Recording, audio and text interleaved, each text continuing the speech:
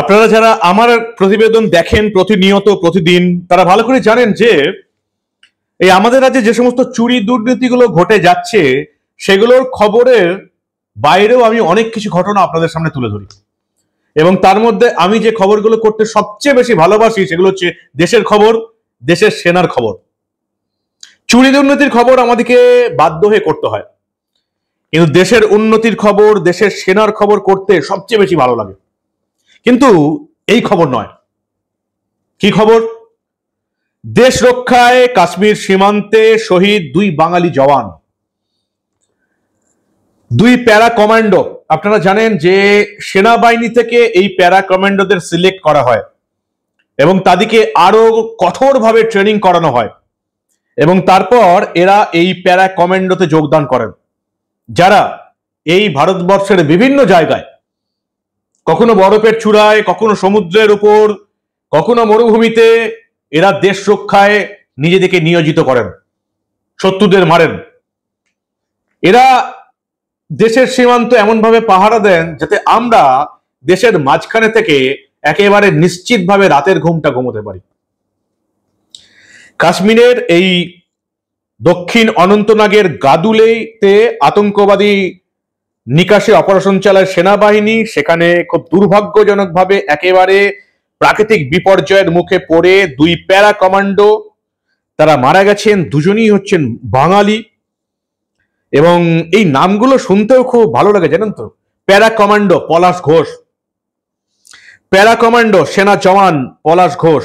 মানে বাঙালি যে সেনায় যোগ দিতে পারে এবং প্যারা কমান্ডো হতে পারে, এই জিনিসটা আমরা এই মুহূর্তে এসে ভুলতে বসেছি। যে কোনো ভারতীয় সেনাবাহিনীতে সারনেম, পদবি মানে টাইটেল গুলো দেখবেন, ঘোষ, বোস, চ্যাটার্জি, সেন, আজকাল খুব একটা দেখা যায় না।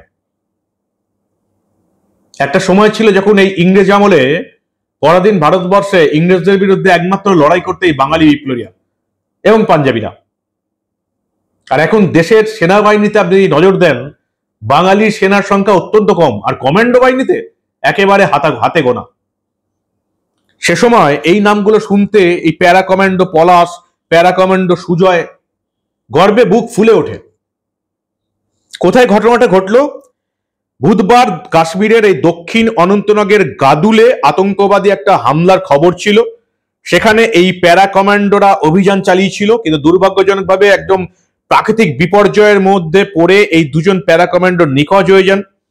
ল্যান্স হাবিলদার পলাশ ঘোষ 38 বছর বয়স এবং ল্যান্স নায়ক সুজয় ঘোষ 28 বছর বয়স। দুজনেই বাঙালি এবং একজনের বাড়ি মুর্শিদাবাদের হরিহরপাড়া থানার রুকুনপুর বলরামপাড়া গ্রামের বাড়ি।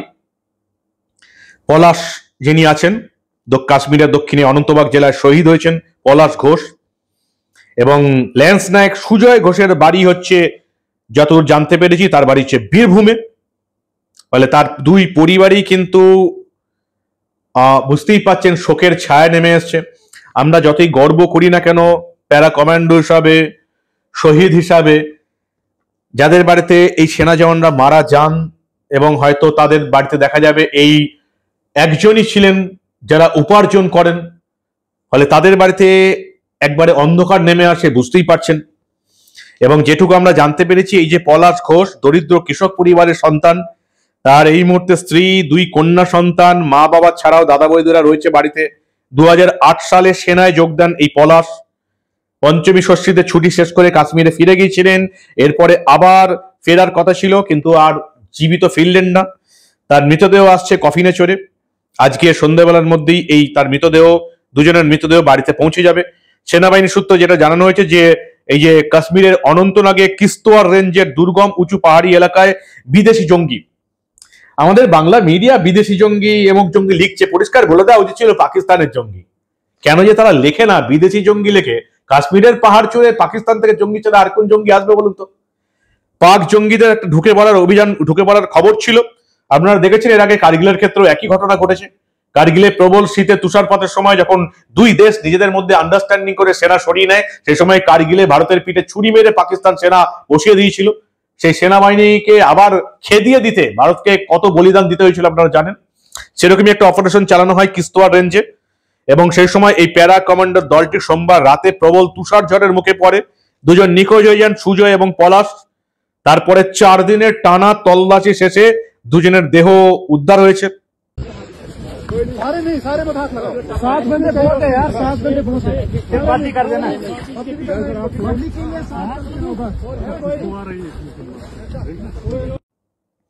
শনিবার দুপুর দিকে এই সুজয়ের যে বাড়ি বীরভূমের রাজনগর ব্লকের কুন্ডিরা গ্রামের বাড়িতে আসবে। শনিবার এই সন্ধ্যার দিকে পলাশের বাড়িতেও আসবে।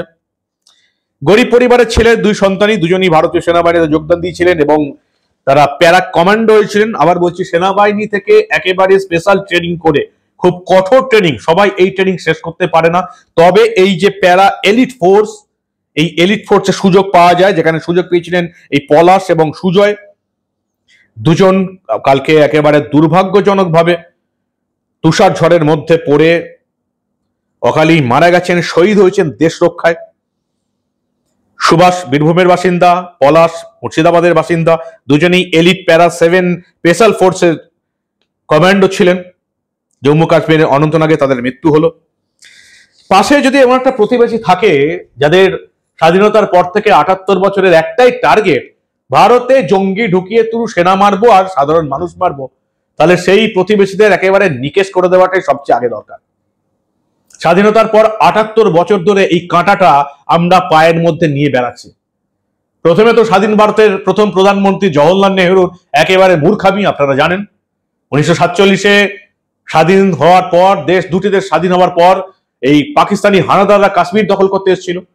ভারতীয় সেনাবাহিনী যুদ্ধে জেতার পর তাদেরকে একেবারে কাশ্মীর থেকে ঠিক খেদিয়ে দেওয়ার মুখে জওহরলাল নেহরু 1/3 অংশ পাকিস্তানের হাতে রেখে শান্তি চুক্তি করতে গিয়েছিলেন। 78 বছর ধরে সেই মূর্খামির প্রতিদান আমাদেরকে দিতে হচ্ছে। আজকে কংগ্রেস ভারতের বিভিন্ন সরকারের বিরুদ্ধে মুখ খোলে, কিন্তু এই কংগ্রেসের আমলেই যে এই ভারতবর্ষ সবচেয়ে বেশি বিপদে পড়েছিল এবং সেই বিপদ এখনো আমাদেরকে ঘাড়ে করে বইতে হচ্ছে, এই বাংলার ভারতের প্রতিটি মানুষ জানে। কাশ্মীর সমস্যা একেবারে জওহরলাল নেহরুর মূর্খামির জন্য হয়েছে, যার ফল আজকেও ভোগ করতে হচ্ছে। তবে অপারেশন সিঁদুরের সময় এই 2 দিনের মাথায় পাকিস্তানকে বাগে পেয়ে ছেড়ে দেওয়াটা মোদী সরকারের উচিত হয়নি। 11-12টা বিমান বাহিনী, এয়ারপোর্ট ধ্বংস করে দেওয়ার পর, সামরিক বিমান ঘাঁটি ধ্বংস করে দেওয়ার পর, 9টা জায়গায় সামরিক হামলা চালানোর পর পাকিস্তানকে যখন একেবারে হাঁটু কেড়ে বসিয়ে দেওয়া হয়েছিল, সে সময় আমেরিকা ডোনাল্ড ট্রাম্পের কান্নাকাটিতে ভারত এই যুদ্ধটা থামিয়েছিল। না হলে পাকিস্তানকে এবারেই একেবারে নিকেশ করে দেওয়ার সুযোগ এসেছিল। একেবারে নিকেশ করে দিয়ে পাক সীমান্তে, ওখানে যেখানে তেহরিকি তালিবানরা লড়াই করছে নিজেদের এলাকা দখলের জন্য, সেটা আলাদা করে দেওয়া যেত। বালুচিস্তানকে স্বাধীন করে দেওয়া যেত এবং অবশ্যই যেটা সবার আগে দরকার ছিল, পাকিস্তান অধিকৃত কাশ্মীরটাকে ভারতে ঢুকিয়ে নেওয়া যেত। কিন্তু দুর্ভাগ্যজনকভাবে 2 দিনের পরে পাকিস্তানকে হাঁটু গেড়ে বসিয়ে দেওয়ার পরেও আমরা যুদ্ধটার বিরতি করেছিলাম, অপারেশন সিঁদুর স্থগিত করেছিলাম।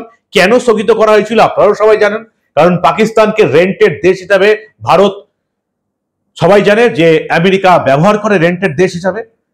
তাই আমেরিকার কথা শুনেই ভারত যুদ্ধটা থামিয়েছিল এবং পাকিস্তান হাঁটু গেড়ে বসে সেনার সূত্রে ক্ষমা চেয়েছিল। যদিও সেই সমস্ত ডকুমেন্ট এখন ভারতের উচিত ছিল একেবারে প্রকাশ্যে বের করে দেওয়া। 2 দেশের এই যে ডিজিএমএস সেনা প্রধানদের মধ্যে কি বক্তব্য হয়েছিল সেটাও ভারতের উচিত আছে এখনো, যে গোটা পৃথিবীর সামনে ফাঁস করে দেওয়া যে কথাবার্তা কি হয়েছিল। তাহলে অন্তত শাহবাজ শরীফ, আসিম মুনির এটা প্রকাশ্যে বলতে পারতেন না যুদ্ধে তারাই জিতেছেন কিছু না করে। এই হচ্ছে ভারত পাকিস্তানের অবস্থা। যতদিন পায়ের কাঁটার মতন এটা ভুগতে থাকবে, ততদিন আমাদেরকে ভুগতে হবে, ততদিন আমাদের সেনা জওয়ানদের এই বলিদান দিতে হবে। কি বলবেন আপনারা? অত্যন্ত দুঃখের খবর। আপনাদের মূল্যবান এবং গুরুত্বপূর্ণ মতামত জানান দা নিউজ বাংলার কমেন্ট সেকশনে। দেখতে থাকুন দা নিউজ বাংলা। আমরা আবার ভারতে ঘটে যাওয়া এই ধরনের অনেক ঘটনায় চেপে রাখতে দেব না।